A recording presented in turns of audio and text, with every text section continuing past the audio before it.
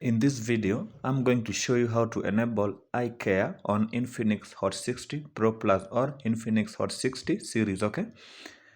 This applies to most Infinix phone, even if you are using Infinix Hot 60 or Hot 50 or Infinix Hot 50i, it applies to most Infinix phone, okay? Make sure to follow every step here so you don't make any mistake, okay? Okay, now open settings. Now the first thing you need to do is to locate display and brightness. Very important to pay attention so you don't make any mistake, okay? Okay, click on display and brightness. Now under display and brightness, you will find eye care here. You can see now I've enabled eye care. Yours will be like this. Then when you enable it, you will see the improvement there. You can adjust intensity to cool or warm, but I advise you leave it to the middle here.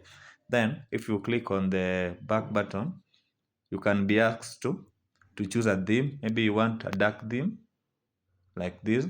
I recommend a dark theme. Now after doing this, you will be able to have a better experience when using your phone. You will not be having eye problems when using your Android phone. Thank you guys for watching. If you found value in this video, make sure to like it and subscribe to the channel for more tips like this. Until next time, peace out.